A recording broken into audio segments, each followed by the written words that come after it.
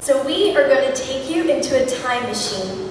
We want to give you a look at some familiar Bible stories, except we are going to give the characters some of the traits and characteristics of some churchgoers today. We'll start with Noah, who is charged with an enormous task. Hello again, Noah. How are things coming up with the ark? Oh, hi God. Well, highs and low, not like highs up in the sky. Well, I guess you're that too. So hi God. That ark I told you to build looks about the same as it did last week. Well, yes, I haven't exactly had the time with all the stuff and things I had to do. Noah, you aren't that busy. 9 to 5 doesn't exist yet. What's a 9 to 5? Never mind. Why isn't the ark more complete? Well, I'm thinking it's a little too big. I think it's more efficient to have all the animals go first, then I can build around them, you know? I hate to build it too big or use too much wood because someone else might need it later. Noah, I'm going to flood the earth. There won't be anyone left to need it. What are those things on your arms? Oh, these? I came up with these as an alternative for the ark. They are smaller, easier to make, and fit better in the garage. And I'll hand this out to my family and the animals, and we'll be fine. I call them life-saving air deposits around your arms for floating. Noah, I commanded you to build an ark, and you come to me with these floaty things? Floaties! That's a good name. Mind if I borrow that? Do those even work? Well, I haven't exactly been able to find a test subject brave enough to try them out. Apparently, they don't help me much during an event of a shark attack. Noah, you've been wasting your time and energy trying to come up with your own way out. Do you really think those things will work better than my plans? I suppose not. Too bad, too. These things could have been big. So besides the fact you were wasting time and energy with your own ideas of what's best, why isn't the ark complete? Well, honestly, God, I'm embarrassed. I'm scared and embarrassed. Of what? God, it's all these sinners. They're always making fun of me, laughing at me. They think I'm crazy. But you were right, because you were following me. But it doesn't feel right. My wife won't even walk on the same side of the street with me. Partially because it said the dress made her look fat. but she doesn't want them to make fun of her too. Even the village idiot makes jokes. God, it's just ridiculous to build a giant boat on your front lawn. No one does that kind of thing. Why can't you give me something normal to do? This is hard. Noah, you have been set apart to accomplish my will. Right, but no one else is doing it, and I don't see why I have to. Because I called you to do it. God, I just want my life back. I just want to be normal and do what normal people do. I'll take my chances with these. If obeying you was easier or more normal, I'd do it. But I'm tired of being different.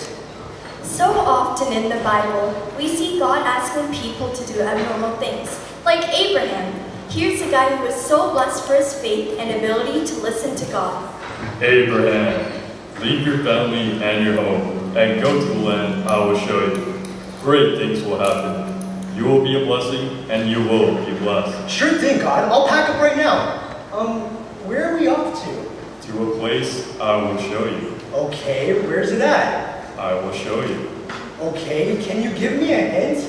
All you need to know is I will show you and be with you every step of the way. Okay, God, I get it. But I've got a lot going for me right now. I've got a huge house. I've got a whole family. I want to prosper in life, you know? Making bank. I've even greater things in store for you. Just go. Okay, but I'm not really feeling this whole mystery thing. I mean, what happens when I leave? Will I have what I need? Will the people there like me? How do I bring it to Grandma that I'm leaving? Before I go, I'll need a forwarding address and a secure job. What is the crime rate there? Do I need a passport? God, the more I think about this, the crazier it seems. My life is here. My 401k is looking real good. And I've always been here. I'm comfortable here. But you just want me to go? That's kinda out of my comfort zone. It's just not reasonable. Hey, I'm expecting the pool guy soon. But while you're here, my wife's been really wanting a child. Think you can help us out? You know, make us like a normal family? Thanks, talk to you later. And now, we turn to a critical point in biblical history, the giving of the law at Mount Sinai. And thou shalt not covet. There you have it. 2 tablets, 10 commandments. No excuses.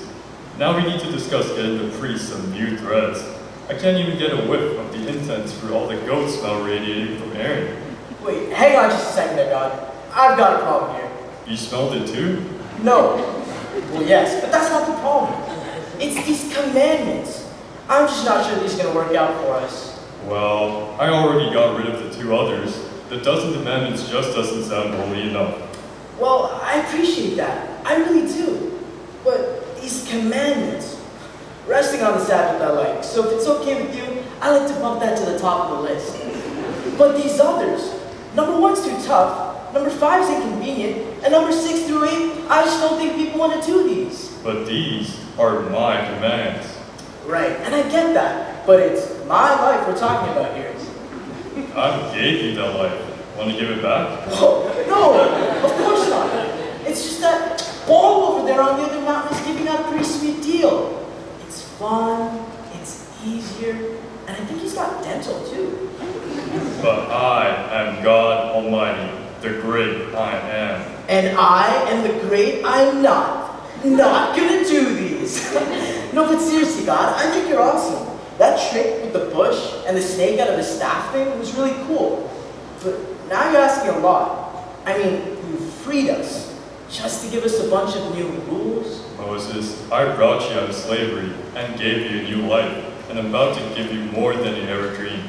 Right, okay, let's compromise. We'll keep the commandments in the same order and keep commandment number 1, but only obey number 8 when we can. And number 5 should only apply for those who can't keep the rest. But number 7 definitely needs to go, okay? Just doesn't seem that important. Okay, thanks, bye. No, Moses, these commandments are my commandments. Well, possession is 9/10 of the law, and I've got the tablets right here, so... Moses, I created you, and I know these laws are the best thing for you, to keep you from harming yourself or others. Look, that's your opinion. I love the people, and they're happier than ever, so I think I've got this. Now, if you'll excuse me, I've got to tell the people what they want to hear. Hey guys, check it out! I've got the 7 suggestions straight from God! The Apostle Paul was witness to some great things because of his knowledge and faith in the power of God.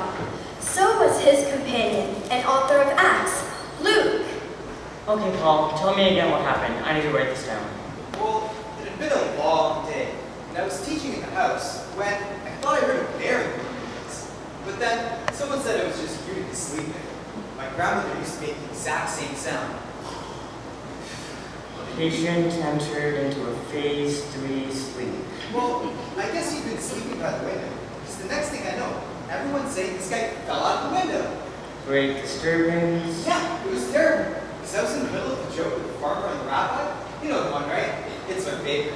Paul told another preacher joke. Well, anyways, I went downstairs, and he was dead. Wait, he was dead, but now he's alive? Yeah, like, I felt God moving in me and him. So I took him in my arms, and he was alive. So then, he wasn't dead. Yeah, he was dead. Bought the farm, kicked the bucket, pushing up daisies. Like, he was toast, dude. Paul, I'm a doctor. People don't die and then live. They live and then die. I'm gonna write who's in a coma. Oh, I'm pretty sure he died from that fall. He looked like a smashed mosquito. Like, he was gone. Patient was half dead. No, he was dead. Like, really dead. Like, super dead. Like, deader than Elvis dead. Well, that's not hard to do. Saw Elvis yesterday. Okay, bad example. But Eutychus was dead. Okay, so he was dead. What'd you do? CPR? Inject him in the heart? Use one of those shocky thingies? Clear! I've always wanted to do that. No, I'm pretty sure God healed him. Yep, that's what happened. Paul, if someone's dead, they're dead. They can't just miraculously jump up. John the Baptist isn't just gonna glue his head back on, you know. I don't know how God did it, but it's true. He healed Eutychus. Paul, the universe works according to certain laws. Laws that can't be broken. Even by the one who made those laws? Paul, miracles don't happen every day. So you've never prayed for a miracle? Of course not. I always pray that God is with the doctors, or that the disease isn't dangerous. Most of the time, I pray that the patient will clear the room peacefully, because it's ridiculous to believe that someone can be healed like that. Luke, don't you know that God can do anything? Don't you know that He works in mysterious ways? You're a Christian. Where is your faith? If you don't mind, I'll write something a little more reasonable. And Paul put his arms around Eutychus, who turned into a zombie. As we step out of this warped time machine, I'm sure you'll agree with me when I say, boy, am I glad these Bible greats didn't act as churchgoers today. They didn't abandon God's call for the sake of convenience, nor did they shy away in the face of ridicule. They stood fervently on God's promises and became the Bible heroes we know and love. In keeping with our heroes, we leave the challenge to you. Will you answer God's call?